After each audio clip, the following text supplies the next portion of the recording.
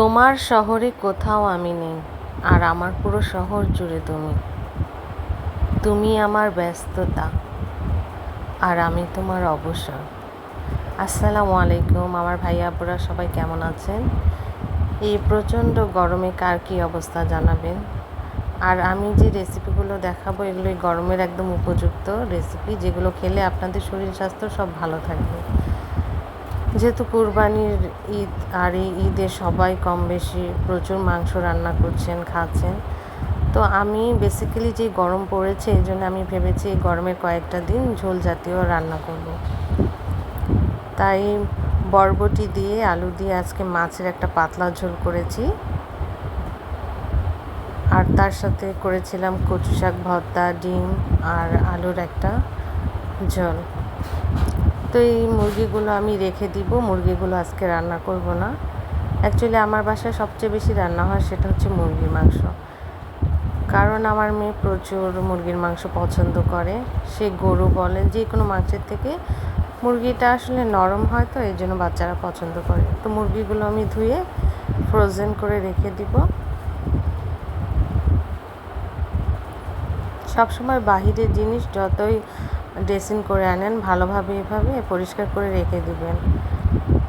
যে এক্সট্রা ময়লা বা রক্ত থাকে ওটা আর কি উঠে যাবে, আর জিনিস ফ্রিজটাও ভালো থাকবে, বেশি একটা ভাইরাস যুক্ত হবে না। তো এখন সরাসরি রান্নায় চলে যাচ্ছি।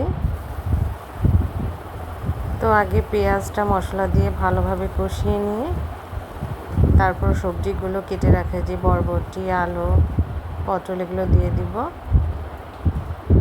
আর মাছ ভেজে রেখেছিলাম আগেই।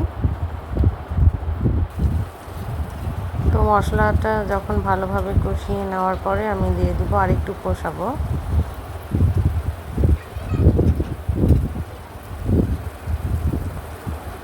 তো আপনাদের কার কী অবস্থা?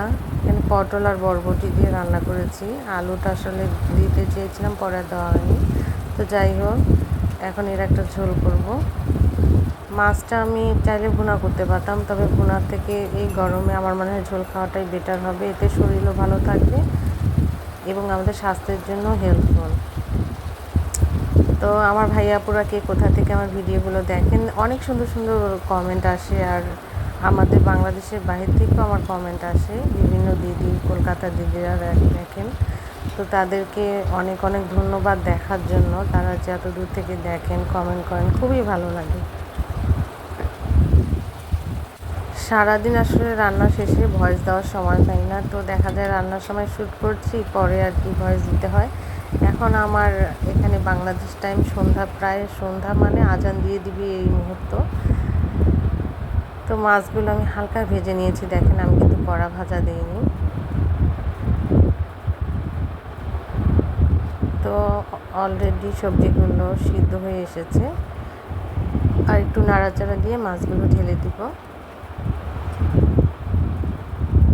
গ্যাসের জালটা কমিয়ে নিলাম। এখন বাজারে বিভিন্ন টাইপের সবজি পাওয়া যায়, আপনারা বিভিন্ন ঝিঙে, বরবটি, পটল এগুলো ঝোল করে খাবেন। মাছের সাথেও খেতে পারেন, ডিমের সাথেও খেতে পারেন, বা এমনিতেও ঝোল করে খাওয়া অনেক এটা হেলদি হবে। That means healthy food. আর অনেকে আমরা আছি যে, যেহেতু ঈদ আমাদের, ঈদে কোরবানির মাংস সবাই দেখা যায় বেশিরভাগই মাংস পছন্দ করে। আসলে যা গরম পড়েছে, এই গরমে আমার মনে হয় যে এরকম ঝোল জাতীয় খাবারটাই আর কি ভালো হবে। তো মাছগুলো এখন আমি এক এক করে ঢেলে দিচ্ছি।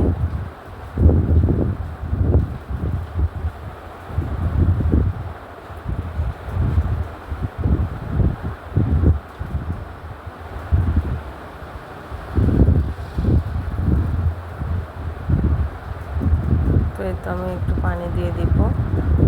এখানে মাছ ভেজে রেখেছিলাম, ঢাকনাটা দিয়ে দিলাম। তো ঢাকনাটা এখন একটু উঠিয়ে হালকা একটু নাড়াচাড়া দেব।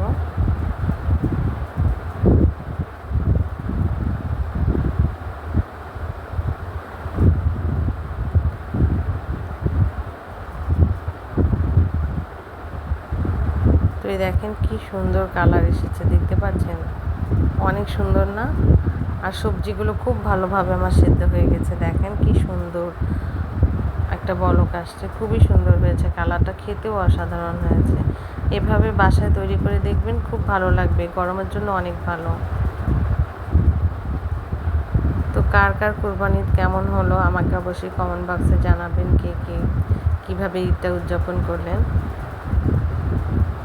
এবার আমি কোথাও ঘুরতে যাইনি, কারণ আমার মেয়ে অসুস্থ ছিল, তার অনেক জ্বর, বিশেষ করে রাত হলে জ্বরটা বাড়তো। তো আমি গত পরশু দিন অর্থাৎ ঈদের তৃতীয় দিন আমি গিয়ে ডক্টর দেখালাম।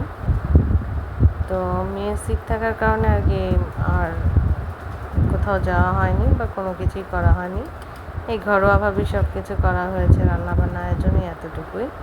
তো সবাই ভালো থাকবেন, আল্লাহ হাফিজ।